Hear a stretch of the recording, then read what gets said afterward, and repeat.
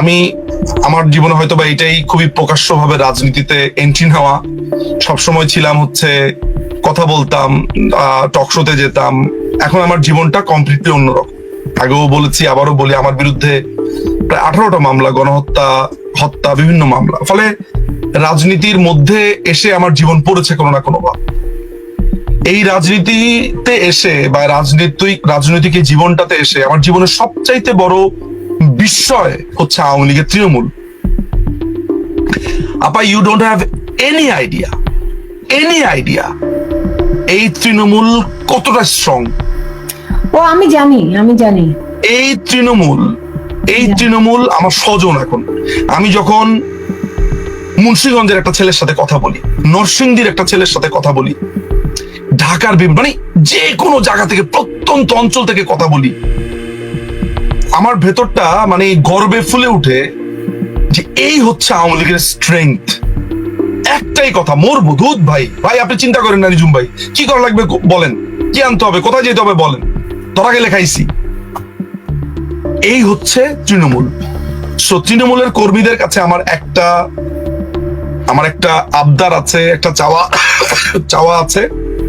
সেটা হচ্ছে, আপনার যদি কোনো অভাব অভিযোগ কিচ্ছু থাকে, কোনো টোকাইয়ের কাছে গিয়ে আপনি এটা বলবেন না বা শেয়ারও করার দরকার নেই।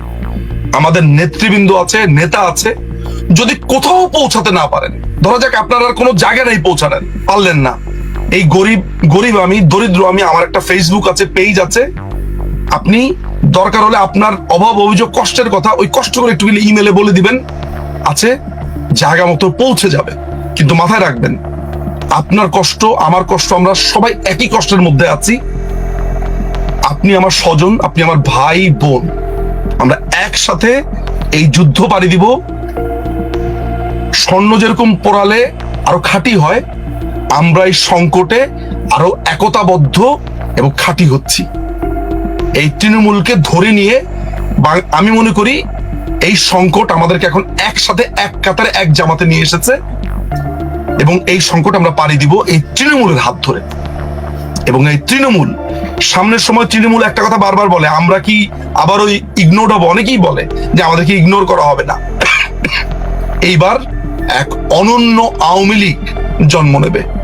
এইবার এক অনন্য আওয়ামী লীগ আসবে, যে আওয়ামী লীগ শুধুমাত্র এবং শুধুমাত্র নির্ভর করবে কোনো প্রশাসন কিচ্ছু না। আওয়ামী লীগ শুধুমাত্র নির্ভর করবে 4 নীতি এবং তৃণমূলের উপরে।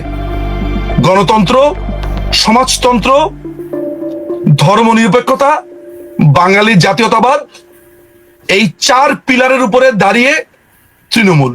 এই হচ্ছে সামনের আওয়ামী লীগ। এই কথা আমি একটা ক্ষুদ্র কর্মী হিসেবে আপনাদেরকে দিয়ে যেতে চাই। জয় বাংলা, জয় বঙ্গবন্ধু, বাংলাদেশ চিরজীবী হোক।